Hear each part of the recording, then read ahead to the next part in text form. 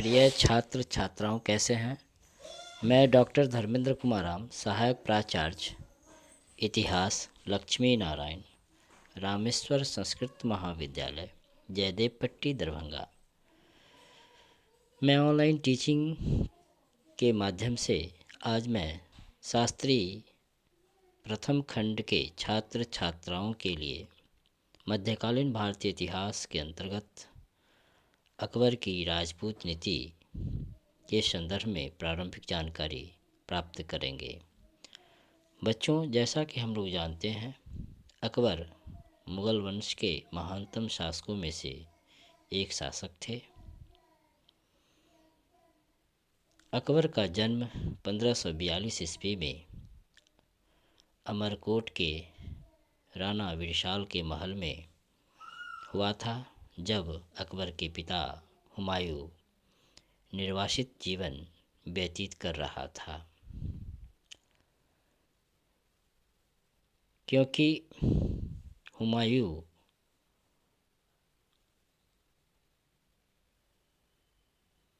और शेरशाह सूरी के बीच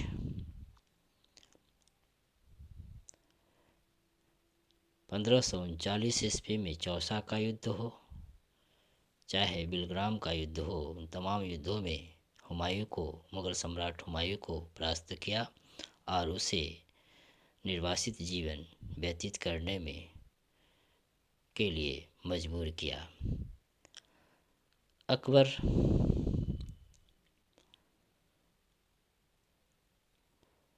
मुगल वंश का न केवल महानतम शासकों में से एक है, बल्कि मध्यकालीन भारतीय इतिहास में भी एक महानतम शासकों के रूप में जाना जाता है। अकबर ने अपने मुगल साम्राज्य को सुदृढ़ करने के लिए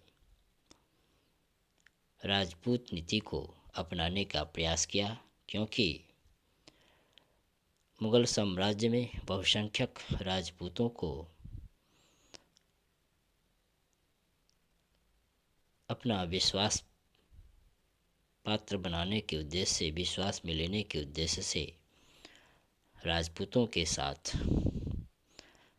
अच्छा संबंध व्यवहार रखा,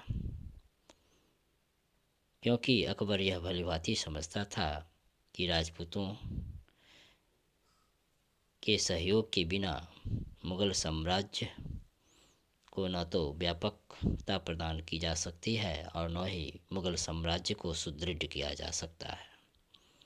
ऐसी स्थिति में अकबर ने राजपूत नीति को अपनाया।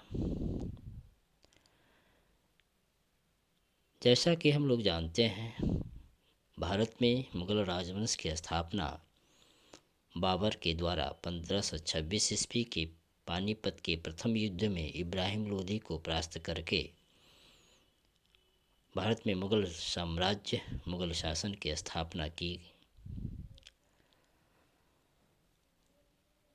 अकबर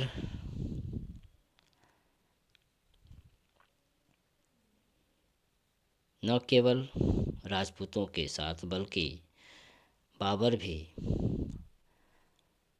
राजपूतों पर विजय प्राप्त करने के लिए कई निरंतर युद्धों में व्यस्त रहा।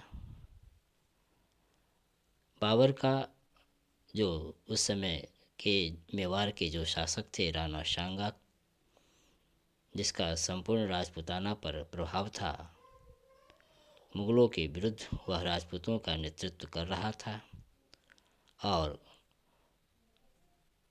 1527 ईस्वी में खानवा के युद्ध में बाबर ने राणा सांगा को परास्त किया और इस प्रकार से बाबर का राजपूतों से संघर्ष चलता रहा। लेकिन बाबर की मृत्यु के पश्चात उसका पुत्र हुमायूं मुगल वंश का शासक बना। हुमायूं राजनीतिक सूझबूझ का प्रदर्शन करते हुए राजपूतों का सहयोग प्राप्त कर भारत में मुगल शासन को अस्थायी बनाने का प्रयास किया था, लेकिन उसमें वे उतना अधिक सफल नहीं रहा। लेकिन हम देखते हैं कि अकबर ऐसा करने में सफल रहा। हुमायूं के पश्चात 1556 ईस्वी में भारत में मुगल साम्राज्य का शासक अकबर बना। अकबर काफ़ी योग्य, दूरदर्शी और राजनीतिक सूझबूझ वाला शासक था।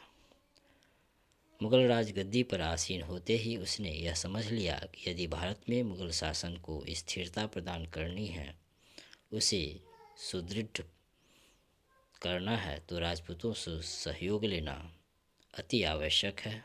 ऐसी स्थिति में उसने राजपूतों के प्रति उदार, मित्रवत, वैवाहिक और सहयोगात्मक नीति का अनुसरण किया, जो मध्यकालीन भारतीय इतिहास में अकबर की राजपूत नीति के रूप में जाना गया। अकबर की ने अपनी राजपूत नीति के अंतर्गत जो प्रमुख कार्य किए वह था राजपूतों से वैवाहिक संबंध, राजपूत राजाओं को शासन में हिस्सेदारी, धार्मिक स्वतंत्रता, राजपूतों को प्रशासन में राजपूतों का सहयोग, राजपूतों की शक्ति का अकबर अपने शासन में उपयोग किया जाना, ये तमाम अकबर की राजपूत नीति के अंतर्गत हम लोग अध्ययन करेंगे। धन्यवाद।